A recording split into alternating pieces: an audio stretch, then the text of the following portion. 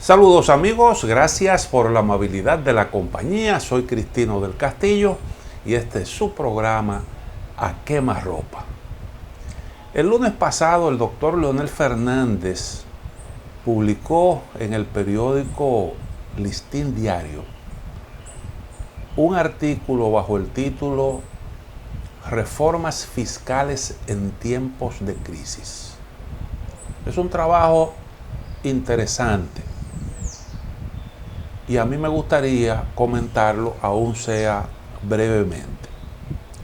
¿Qué es lo que se plantea en ese artículo?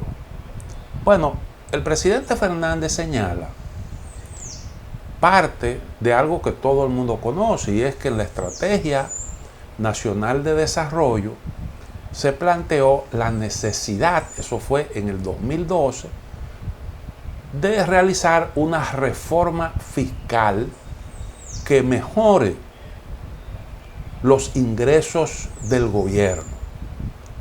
Y eso se planteó como una meta para ser cumplida antes del año 2015. El doctor Fernández dice que en los países desarrollados la presión tributaria equivale al 37% del Producto Interno Bruto y en las economías emergentes de América Latina un 27%. Mientras que en la República Dominicana la presión con respecto al producto alcanzó la magra cifra de tan solo un 14%. Y entonces acusa, como había esa meta de realizar la reforma fiscal para resolver ese problema, acusa al gobierno de Danilo Medina de no haberle puesto atención a eso que estaba ahí consignado en la Estrategia Nacional de Desarrollo y que se aprobó mediante una ley. Y dice concretamente que desde mediados del año 2019 la deuda de la República Dominicana era de 14,000 millones de dólares, equivalente al 50.5% del Producto Interno Bruto, que como consecuencia del COVID-19, la República Dominicana en el 2020, su economía se contrajo 7.6%. Además, se produjo una reducción del Producto Interno Bruto, cierre de empresas, aumento del desempleo, incremento de la pobreza, caída de los ingresos tributarios, déficit fiscal y aumento de deuda pública. En lo que tiene que ver con deuda pública, da el dato de que en el 2020 la deuda aumentó a 53,000 millones de dólares para colocarse en 69.2% del Producto Interno Bruto, lo cual representa un incremento sustancial en un tiempo muy corto. Hay incluso algunos cálculos que ubican la deuda pública de la República Dominicana por encima del 70%. Pero bueno, de hecho, esa es una cifra respetable. 69% es un récord en el caso de la República Dominicana. Además, plantea que en nuestro país no hay condiciones actualmente para una reforma fiscal, porque la economía está en una situación de convalecencia como consecuencia de los efectos del COVID-19. Y plantea el caso de Colombia, en donde se propuso una reforma fiscal que fue ampliamente rechazada por la población, y además de ser imprudente al formular su propuesta, el gobierno colombiano respondió a la indignación popular con medidas también desacertadas, porque reprimió violentamente un movimiento legítimo consecuencia de una realidad que está viviendo ese país y su gente, y por tanto lo que convenía, lo prudente, era usted buscar acuerdos para manejar el asunto de una forma prudente. Más o menos eso es lo que plantea el doctor Fernández en ese artículo. Claro, surge inmediatamente la cuestión de si el gobierno de Danilo Medina manejó, como sostiene el doctor Fernández, de forma irresponsable el tema de la deuda, el asunto que siempre en el caso de República Dominicana es de manejo complicado, ese problema de la deuda externa.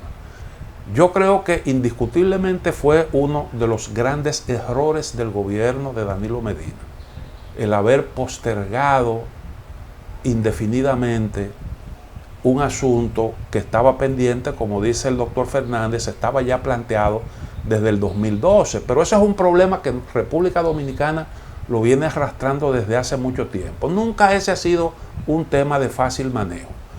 Yo creo que quien mejor manejó el asunto en los últimos 20 años, dice el doctor Fernández, que debido a que durante décadas no ha habido sintonía entre crecimiento económico y presión tributaria en la República Dominicana, las finanzas públicas se han deteriorado. Sintonía entre crecimiento y presión tributaria. Probablemente el crecimiento tenga algo que ver con esa baja presión tributaria y además de eso con las facilidades fiscales que existen en nuestro país. Bueno, la baja presión tributaria es en gran medida consecuencia también de esas concesiones. Lo que sí está claro es que el nivel de gasto del gobierno está muy por debajo de las necesidades del país. Y eso plantea la cuestión de mejorar los ingresos. Ahora, yo decía que este es un tema que se viene arrastrando desde hace tiempo y el propio doctor Fernández aporta un dato que es sumamente interesante y él dice, de manera sorprendente, como algo salido del realismo mágico de Macondo, en 24 años comprendidos entre 1990 y 2014, en República Dominicana se efectuaron 35 reformas tributarias, de las cuales solo 10 tuvieron un efecto positivo para los ingresos fiscales del Estado. En ese periodo, la reforma fiscal mejor concebida fue la que hizo el doctor Joaquín Balaguer en el año 1992, porque ahí se abordaron temas gruesos y la República Dominicana se actualizó tanto en lo que tiene que ver con los ingresos como con la realidad que estaba viviendo el país en ese momento. Lo primero es que se aprobó el Código Tributario, que con los defectos que se han señalado fue un paso importante de avance. Y las recaudaciones, el gobierno mejoró su posición fiscal. Pero además de eso se aprobó un nuevo Código de Trabajo, que también fue otra reforma importante. Un paso significativo de avance, a pesar de los defectos que podemos encontrar en esa legislación que se ha ido desactualizando con el paso del tiempo. Y naturalmente recuerden que aquellos años nosotros comenzamos una política de estímulo de la zona franca que adquirieron un gran dinamismo y la economía dominicana se acopló a los cambios que estaban soplando en aquellos momentos cuando se impulsaban los acuerdos de la Organización Mundial del Comercio. Eso que nosotros vivimos en aquellos años 90 fue un gran paso que dio la República Dominicana y eso lo impulsó Joaquín Balaguer. Joaquín Balaguer tenía sobre los demás políticos una ventaja, yo digo que una cualidad, que son las que permiten que tú puedas un tema como este manejarlo exitosamente. Primero, es un hombre que tiene autoridad frente a los grupos económicos. En República Dominicana siempre ha habido una resistencia bárbara cuando se habla de reforma fiscal, de incremento de la presión tributaria. Y Balaguer es un hombre que sabe manejarse con los grupos de poder, que siempre lo han respetado y que además de eso ha contado siempre con el respeto, contó siempre con la autoridad. Y siempre lo reconocían como un hombre de armas a tomar. Y entonces yo creo que él, además de eso, se manejó con mucha frugalidad en lo que tiene que ver con el gasto.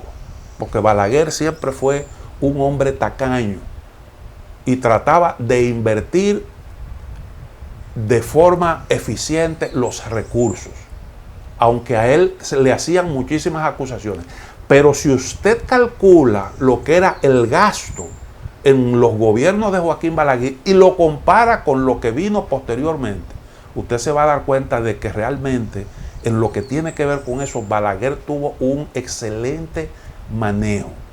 El tema de las nominillas, el tema de la macrocefalia estatal, eso vino a partir del gobierno de Hipólito Mejía y un apelativo al endeudamiento como una política para suplir las deficiencias, la baja presión, los bajos ingresos del gobierno. Recuerden, desde que hicimos la primera colocación de bonos soberanos, a partir de ahí fue como que República Dominicana le cogió el gustito a la cosa y comenzó después entonces a hacer colocaciones periódicas de bonos en el mercado internacional, al tiempo de incremento del gasto público y todos esos programas sociales que han tenido indiscutiblemente su impacto. Recuerden que comenzamos de una manera desorganizada con esos programas sociales, el bono gas, el bono para garantizar la presencia de los muchachos en la escuela y esos programas que comenzaron con el gobierno de Hipólito un poco desorganizados, es la verdad. Entonces, cuando el PLD retornó al poder, luego de esa experiencia, entonces apeló a la misma metodología de la nominilla, de la colocación de los bonos y amplió los programas sociales, los organizó, es cierto, los organizó, y también incluso el barrilito y el cofrecito que funcionaban de una manera súper desorganizada, sin ningún tipo de rendición de cuentas ni nada por el estilo, eso también se organizó. Entonces República Dominicana, en lo que tiene que ver con eso, vivió un cierto periodo involutivo. Y todos los intentos de reforma fracasaban. ¿Por qué? Bueno, por la resistencia de los grupos empresariales. Porque los grupos empresariales en República Dominicana no son tontos. Estamos hablando de gente gente estudiada, gente que tiene formación y que además de eso tiene muy buena información. Y si tú llegas con un proyecto de reforma fiscal, tú no le puedes presentar tus expectativas de ingresos, tú tienes también que presentarle cómo es que tú estás manejando las cuentas públicas. Y ese es un problema que ha incidido en eso de la postergación del tema. La postergación del tema, porque cuando tú presentas, y los empresarios siempre lo advirtieron, cualquier iniciativa tenía que ser, cualquier discusión tenía que ser una discusión integral, abarcando ingresos y abarcando también el gasto. Y tú tenías que presentarme unos números que me justificaran a mí yo hacer un esfuerzo adicional y tributar más. Ahora, eso que se señala ahí, de esos fracasos, es una evidencia de las dificultades para ponerse de acuerdo con respecto a un tema tan espinoso como este.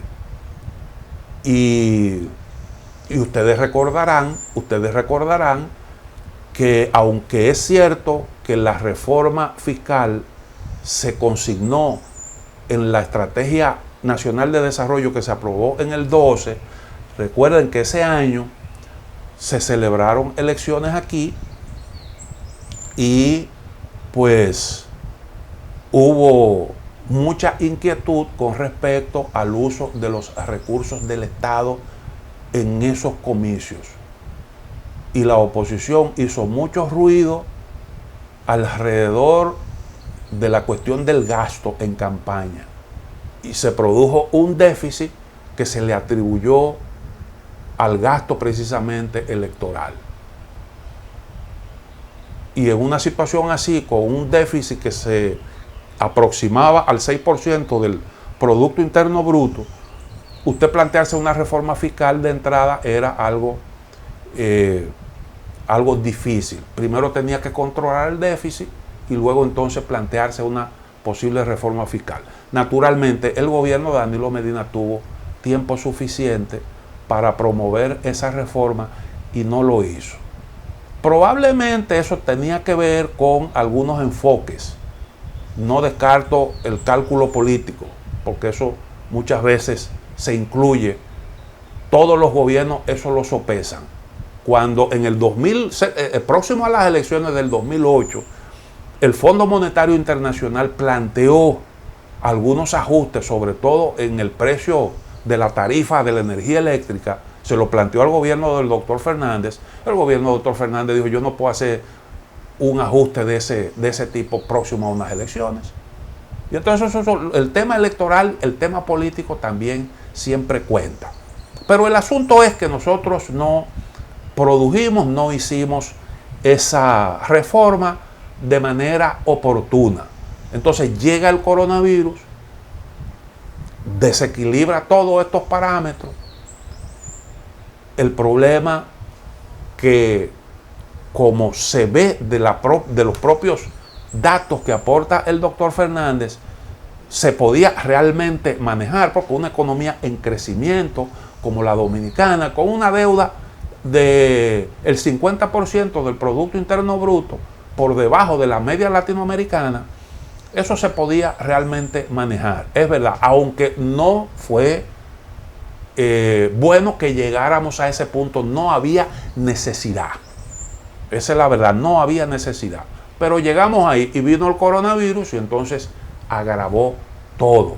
Y ahora lo que tenemos planteado es cómo, en medio de la situación que ha creado la pandemia, cómo nosotros acotejamos la cifra, cómo nosotros resolvemos el gran problema de la sostenibilidad de la deuda y cómo atendemos las necesidades derivadas de la crisis de salud y de los problemas sociales generados por la COVID-19. ¿Cómo es que se debe manejar esta cuestión? Algunas ideas que se han estado sugiriendo, yo creo que podemos sopesarlas. Vamos a hacer antes una pequeña pausa, volvemos en breve.